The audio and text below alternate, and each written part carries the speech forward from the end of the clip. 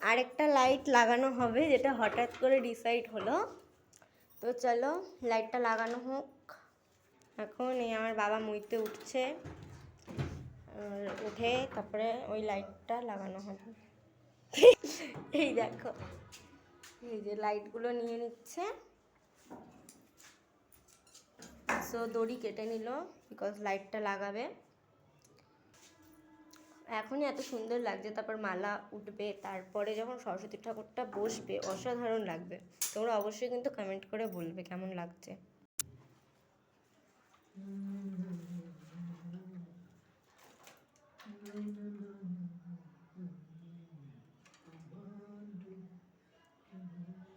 এখন রাত 10:30 বাজে। তো এখন আমাদের লাইট লাগানো চলছে, কখন শেষ হবে বলতে পারছি না। তারপরে ডিনার করব, আর আবার কালকে ভোর ভোর উঠতে হবে বিকজ সরস্বতী পুজোর অনেক কাজ আছে, কালকে বাজার করতে হবে, সব কিছু করবো, কখন কীভাবে সেটাই বুঝতে পারছি না। আর সরস্বতী ঠাকুর আনা হয়ে গিয়েছে, যেটা আমি অন্য একটা ভিডিওর মাধ্যমে তোমাদের সঙ্গে শেয়ার করেছি। যদি ভিডিওটা না দেখে থাকো অবশ্যই আমার চ্যানেলে দেওয়া রয়েছে, প্লিজ দেখে এসো।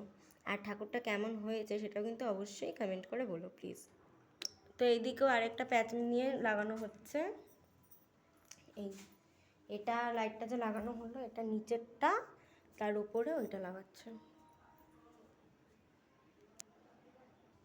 এখন 10:30টার সময় আমাদের এখানে কোনো মানুষ নেই, পুরো দেখো রাস্তা পুরো ফাঁকা।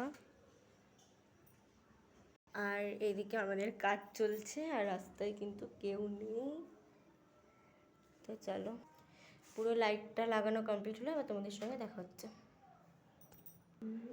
সো দেখো কত সুন্দর লাগছে অ্যাজ আ ফাইনাল লুক। এরপর এই মালাগুলো লাগানো হবে। যদি আরো বড় থাকতো আরেকটা ঝালর দিলে ওটা বড় উপরে উঠে গেছে, মাঝখানে একটা থাকলে দারুণ লাগতো, আরো ভালো লাগতো। সো ফ্রেন্ডস বুদ্ধি করে একটাকে লাগালাম এর মরসুমে জোড়া করে। সো কেমন লাগছে অবশ্যই কমেন্ট করে বলো। কেমন লাগে ওইদিকে ক্যামেরাটা করে দেখি আমি। এটা ফুটছে না, এতে কেমন লাগে না মনে হচ্ছে না, কিন্তু দেখ মনে হচ্ছে কেমন জানো রিয়েলে বেশি ভালো লাগছে।